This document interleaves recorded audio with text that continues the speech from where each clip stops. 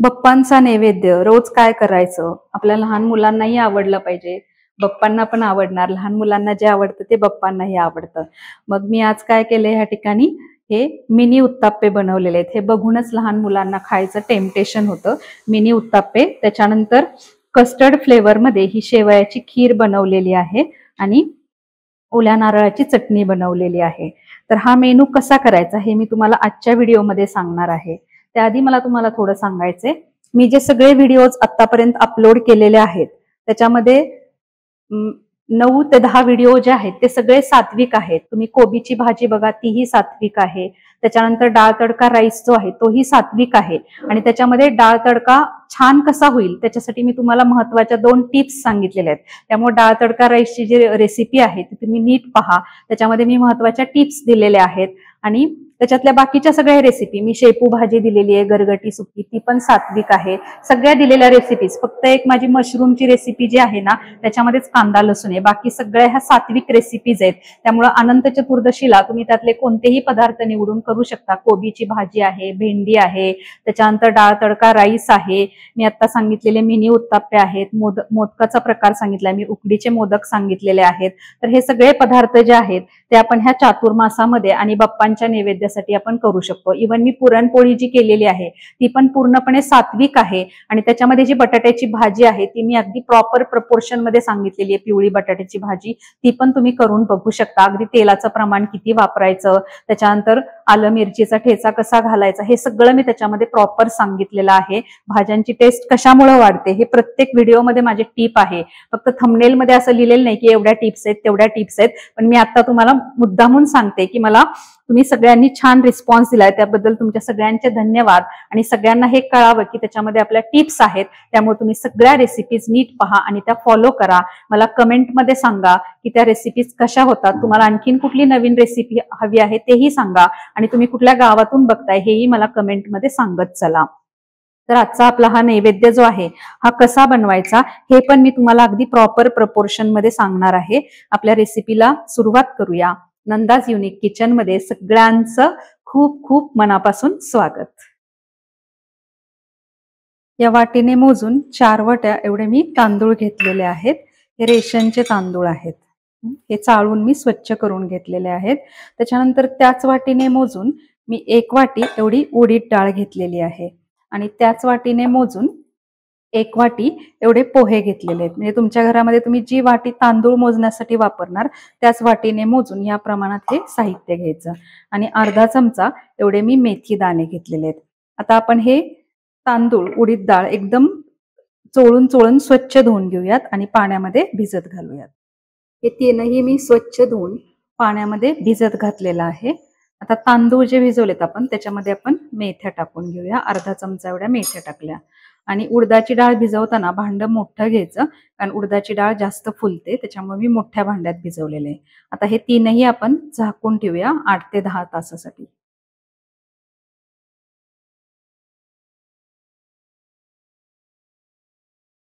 8 तासांनंतर बघा आपले हे डाळ जास्त फुलते म्हणून मी मोठं भांडं घेतलं होतं उडदाची डाळ. आता ही उडदाची डाळ जी आहे ना 5 ते 6 पाण्याने खळखळून स्वच्छ धुवून घ्यायची. नाहीतर काय होतं, आपलं जे बॅटर तयार होतं ना फर्मेंटेशन झाल्यानंतर त्याला खराब वास येतो. अशी जर आपण डाळ छान धुवून घेतली तर त्याचा वास मधुर राहतो आणि त्याच्यामुळे मग आपल्याला ऍसिडिटी होत नाही. त्याच्यानंतर तांदूळही आपले छान भिजलेले आहेत. आता हे सगळं मी स्वच्छ धुवून घेणार आहे. बारीक करण्यापूर्वी आपण हे धुवून घेऊयात. डाळ आणि तांदूळ दोन्ही मी स्वच्छ धुवून घेतले 5 ते 6 पाण्याने. आता ही डाळ आपण मिक्सर जार मध्ये घेऊयात. पहिल्यांदा डाळ बारीक करायची. सगळ्यात महत्वाची टीप ह्याची काय होती, डाळ स्वच्छ धुवून घ्यायची, म्हणजे बॅटर आपलं एकदम मधुर होतं. फर्मेंट झालं तरी त्याचा जास्त आंबट वास येत नाही किंवा ते आंबट लागत नाही. ही सगळी डाळ मी घेते ह्याच्यामध्ये. ही सगळी डाळ मिक्सर जार मध्ये घेतल्यानंतर मी त्याच्यामध्ये अर्धी वाटीपेक्षा थोडं कमी एवढं पाणी टाकते, म्हणजे पाव वाटी एवढं पाणी टाकलेलं आहे. बघू अजून किती पाणी लागते. जास्त पाणी एकदाच घालायचं नाही. हे बघा ही डाळ आपली वाटून झालेली आहे. अर्धी वाटी एवढं पाणी लागलं, किंवा दुसरा एक अंदाज सांगते मी तुम्हाला. त्याच्यामध्ये डाळ घेतल्यानंतर डाळ बुडेल एवढं पाणी, खूप मोजत बसण्यापेक्षा तेवढं पाणी घातलं तरी पुरेसं होतं. आता ही डाळ जी आहे ती चांगली हलकी झालेली असली पाहिजे. त्याची एक टेस्ट बघा. आपण पाणी घ्यायचं वाटीमध्ये आणि त्याच्यामध्ये हे टाकून बघायचं. जर हे वर तरंगलं तर हे आपलं बरोबर झालेलं आहे. असं तरंगलं पाहिजे वर. एवढं आपल्याला हे छान वाटून घ्यायचंय. ही वाटलेली डाळ काढून घेतली. आता मिक्सर जारमध्ये तांदूळ घेऊया. हे तांदूळ घेतले, अगदी थोडंसं पाणी टाकायचं, जास्त नाही. हे तांदूळही छान आपण वाटून घेतलेले आहेत. हे 2 बॅचमध्ये मला करावे लागतील. नंतरच्या बॅचमध्ये पोहे आणि तांदूळ घालूयात. बघा, 3 बॅचमध्ये आपलं हे सगळं बारीक करून झालेलं आहे. बारीक करताना जास्त पाण्याचा वापर करायचा नाही. मी हे सगळं 3 बॅचमध्ये बारीक केलं आणि 1 वाटी एवढंच पाणी वापरलेलं आहे सगळं बारीक करायला. बॅटर असं हे आपलं घट्ट दिसलं पाहिजे बारीक केल्यानंतर. बघा इथं दिसत असेल तुम्हाला. आणि हे छान असं हाताने फेटून घ्यायचं सगळं एकजीव. कारण आपण पहिल्यांदा काय बारीक केले, डाळ, नंतर तांदूळ, परत तांदूळ आणि पोहे असं बारीक केलेलं आहे. बघा बॅटरची कन्सिस्टन्सी तुम्हाला दिसत असेल. खूप पातळ करायचं नाही, हे घट्ट असलं पाहिजे असं. हाताने छान असं एकजीव करून घ्यायचं, म्हणजे डाळ आणि तांदूळ हे एकत्र होतात. डाळ आणि तांदूळाचं जे बॅटर आहे ते चांगलं एकजीव होतं.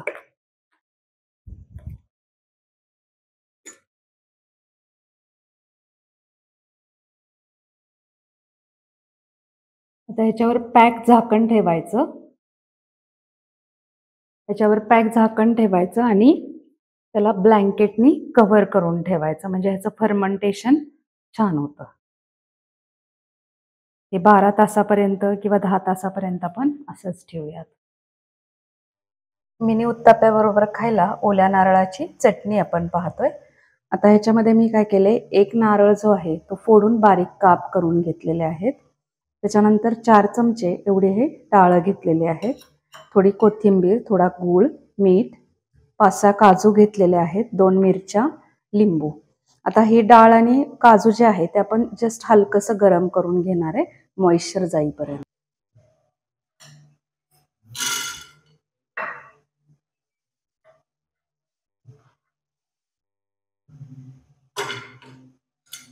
जस्ट मॉइश्चर जाईल एवढं आपण हे गरम करून घेऊया.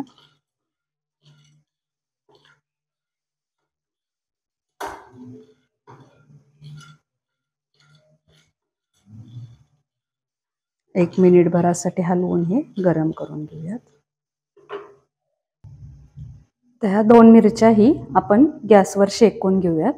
त्याच्यामुळं त्याचा कच्चेपणा निघून जातो आणि चटणीला चव छान लागते.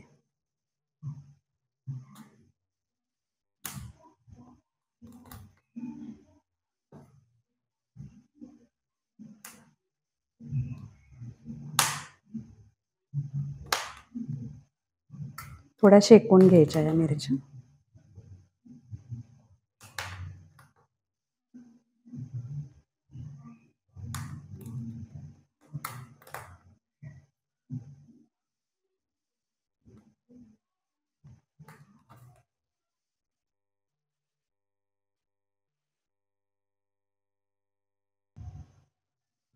बघा ह्या मिरच्या मी छान शेकून घेतलेल्या आहेत. आता मिक्सर जारमध्ये आपण घेऊया हे नारळाचे काप. त्याच्यानंतर डाळ आणि काजू आपण हलकेच गरम करून घेतलेले आहेत. ह्या मिरच्या ज्या आपण भाजून घेतलेल्या आहेत त्याचे बारीक तुकडे केले. कोथिंबीर,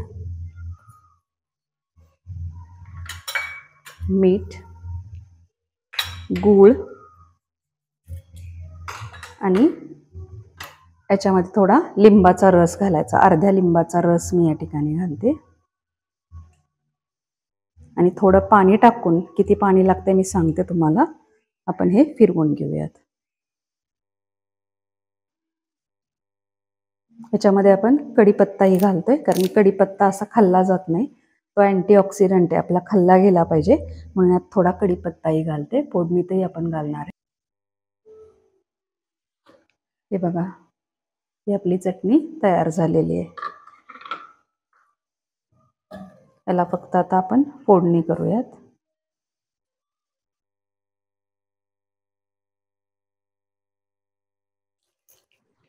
चटणीची फोडणी करण्यासाठी पॅनमध्ये 1 पळी एवढं तेल घेतलं. त्याच्यामध्ये मोहरी टाकली. मोहरी तडतडली की जिरं टाकलेलं आहे. मोहरी आणि जिरं थोडं जास्त प्रमाणात घेतलंय म्हणजे चटणी छान लागते. जिरं फुललं की त्याच्यामध्ये थोडासा हिंग टाकला. हिंग टाकून झाला की कढीपत्त्याची काही पानं आणि 2 लाल सुक्या मिरच्या तोडून टाकलेल्या. आणि हा गरम गरम तडका आपल्या चटणीवर.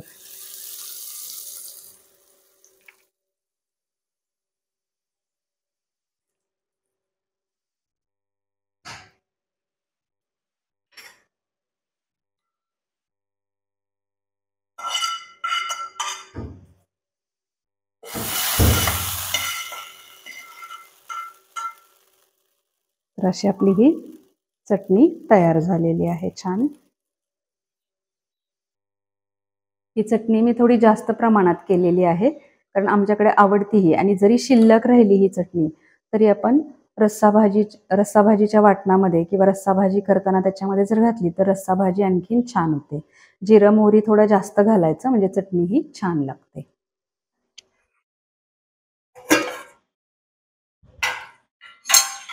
हे बघा, हे छान फुगलेलं आहे, असं प्रॉपर ह्याचं फर्मेंटेशन झालेलं आहे. एकदा मी हलवून घेते आणि एका लहानशा पातेल्यात आपण काढून घेऊयात.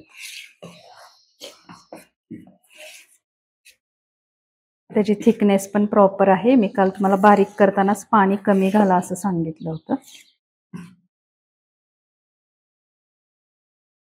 एक छोट्या भांड्यात आपण काढून घेऊया. सगळ्यात एकदम मीठ घालायचं नाही किंवा आपण बारीक करून ठेवलं तेव्हा आपण मीठ घालायचं नाही. मीठ घातलं की ते फर्मेंट होत नाही. मग करायच्या वेळेस आपण मीठ घालणार आहे.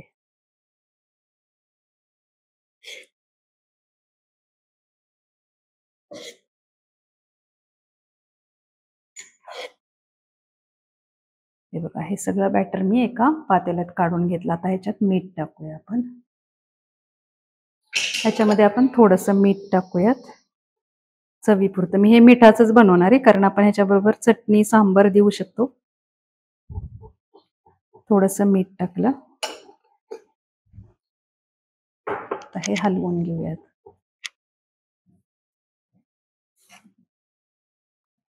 हे सगळं मिक्स झालं पाहिजे मीठ ह्याच्यामध्ये.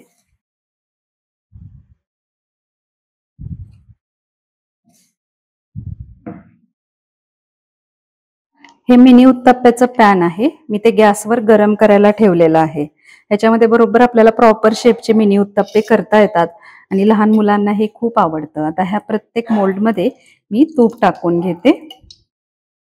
प्रत्येकामध्ये थोडं थोडं तूप टाकायचं. तुपावर भाजलेले मिनी उत्तप्पे खूप छान लागतात. मुलांना हे पौष्टिकही होतं. आता ह्याच्यामध्ये आपण हे बॅटर टाकूया प्रत्येक मोल्डमध्ये.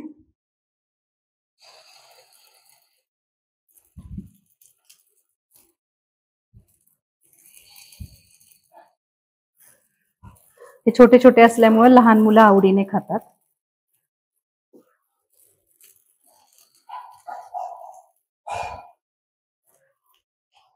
त्याच्यामध्ये सोडा इनो काही घालायची गरज नाही. हे असंच छान होतं.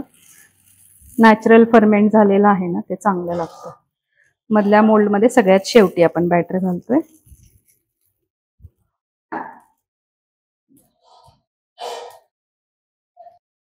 आता 1 मिनिटानंतर ह्याच्या कडांना असा थोडासा सोनेरी रंग दिसायला लागतो.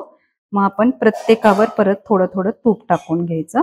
तूपही जास्त लागत नाही. पहिलं एकदा आपण करून घेतली बॅच की नंतरच्या बॅचला आपल्याला तूप कमी कमी लागतं. आणि आता हे उलटवून घेऊया आपण. मधलं मी आधी उलटवते कारण इथं हीट जास्त लागते म्हणून. हे बघा, बाजूचे नंतर.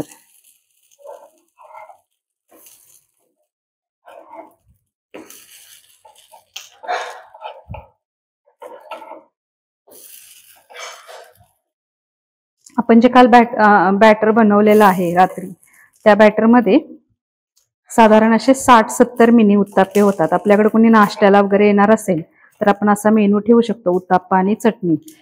आणि करून ठेवले तरी असे कडक वगैरे होत नाहीत आणि होतातही फास्ट. 2 तवे असतील, 2 गॅसवर ठेवलं तरी हे फटाफट होतं. 2-2 मिनिटात होऊन जातं. आता 1 मिनिट अजून ही बाजू शेकून देऊया आपण. बघा, ह्याची दुसरी बाजूही छान शेकलेली आहे. आता आपण हे काढून घेऊयात.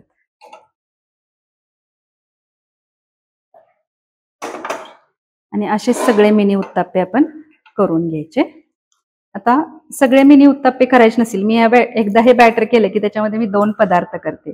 दुसरा पदार्थ काय आहे ते मी तुम्हाला नंतरच्या व्हिडिओमध्ये सांगेन. खूप छान होतात, टेस्टी या बॅटरमध्ये पदार्थ बनवता येतात आपल्याला.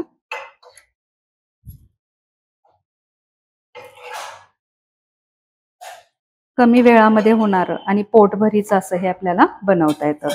असेच आपल्याला जेवढे पाहिजे तेवढे किंवा गरम गरम आपण हे बनवून घेऊ शकतो. आज आपण पाहणार आहे झटपट होणारी शेवयांची खीर, जी आपण कस्टर्ड फ्लेवरमध्ये करणार आहे. त्यासाठी मी इथं अर्धा चमचा एवढी कस्टर्ड पावडर घेतलेली आहे. व्हॅनिला कस्टर्ड आहे हे. आता ह्याच्यामध्ये मी थोडंसं दूध घालते आणि ह्याची स्लरी बनवून घेते.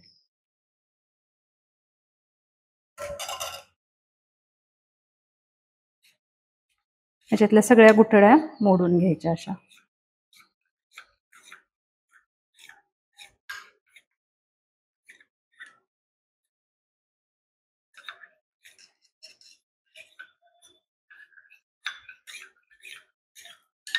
त्याच्यानंतर मी इथं एक छोटी वाटी बारीक शेवया घेतलेल्या आहेत, 4 चमचे साखर, काजू बदाम पिस्त्याचे काप आणि अर्धा लिटर एवढं दूध घेतलेलं आहे.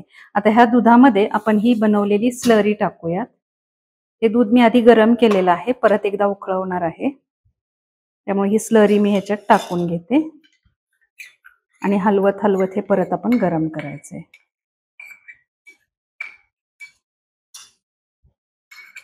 एकदम झटपट होणारी सोप्या पद्धतीची खीर. आता हे आपण गॅसवर ठेवूया आणि सतत ढवळत ढवळत हे उकळून घेऊया. कस्टर्ड आपण टाकलेलं ह्याच्यातलं शिजलं पाहिजे छान. हे दुधाचं भांड मी गॅसवर ठेवलेले, हे सतत ढवळत ढवळत उकळून घ्यायचं छान. म्हणजे ह्याच्यातलं जे आपण कस्टर्ड टाकलेलं आहे ते चांगलं शिजेल.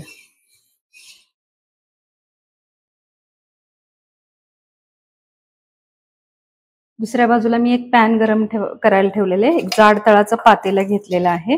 त्याच्यामध्ये आपण टाकूया तूप.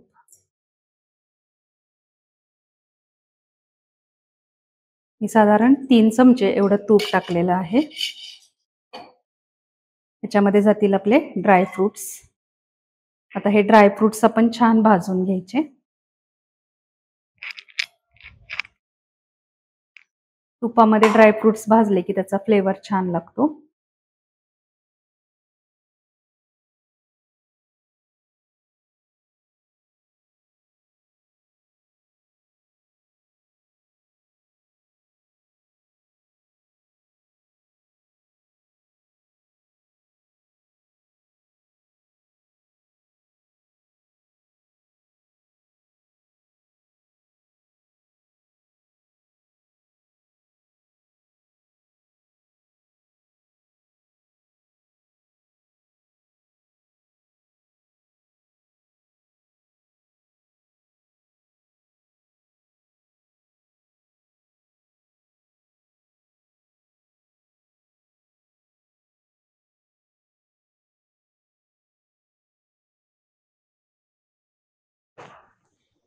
दोन मिनिट लो फ्लेमवर ह्या शेवया भाजून घ्यायच्या आणि नंतर त्याच्यामध्ये आपण गरम केलेलं दूध ओतायचं आणि 5 मिनिटासाठी हे उकळून घ्यायचंय लो फ्लेमवरती.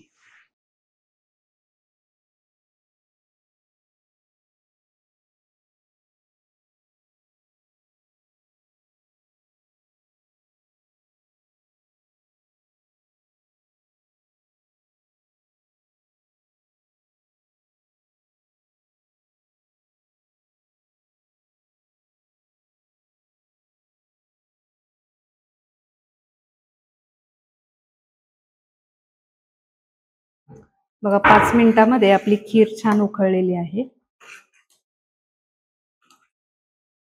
शेवयाही शिजलेल्या आहेत, बारीक शेवया आहेत त्यामुळे लगेच शिजतात.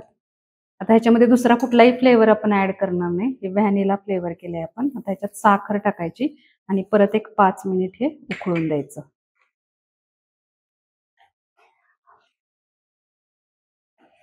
5 मिनिटासाठी आपण हे उकळून घ्यायचे. बघा 5 मिनिटामध्येच आपली ही खीर, त्याची कन्सिस्टन्सी पण छान झालेली आहे आणि वेगळा फ्लेवर, सारखा आपण वेलची जायफळ वगैरे करतो त्याच्यापेक्षा हे कस्टर्ड फ्लेवर मध्ये आज आपण बाप्पांच्या नैवेद्यासाठी ही खीर बनवली आहे. आपली ही खीर रेडी झालेली आहे. मिनी उत्तप्प्यासोबत खायला आपण चटणी केलेली आहे. आपण सांबरही करू शकतो. सांबरची रेसिपी मी परत सांगेन तुम्हाला. ही चटणी, त्याच्यानंतर आपण बनवलेली खीर घेऊयात नैवेद्यासाठी. आपण बनवलेली खीर आहे ती सर्व करूयात. खिरीची पण कन्सिस्टन्सी तुम्ही बघा, खूप छान झालेली आहे. नेहमी वेलची जायफळ घालण्यापेक्षा आज जरा वेगळा फ्लेवर. मुलांनाही आईस्क्रीम खाल्ल्यासारखी खीर खायला आवडते, बाप्पांनाही आपल्या आवडेल.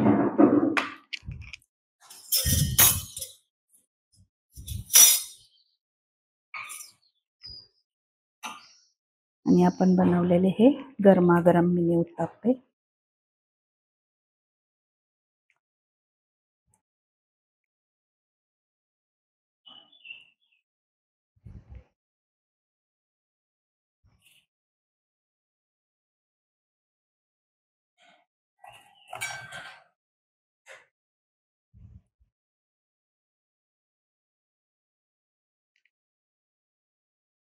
असा हा थोडासा वेगळ्या प्रकारचा गणपती बाप्पासाठी नैवेद्य बनवलेला आहे. लहान मुलांनाही आवडतं म्हणून मी आज हा वेगळा मेनू डिसाईड केला होता.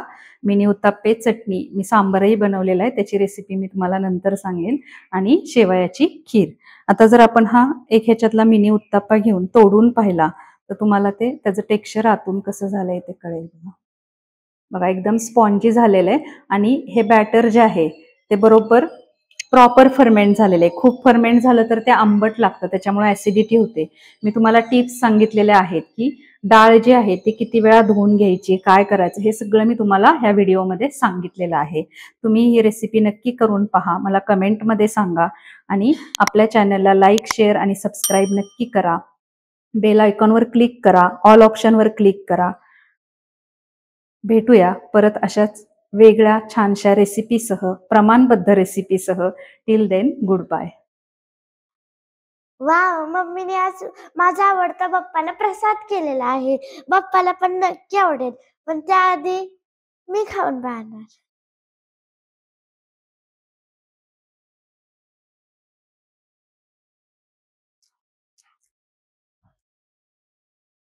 खूप छान झालेला आहे, तुम्ही नक्की करून पहा. आता मी खीर पण टेस्ट करणार आहे.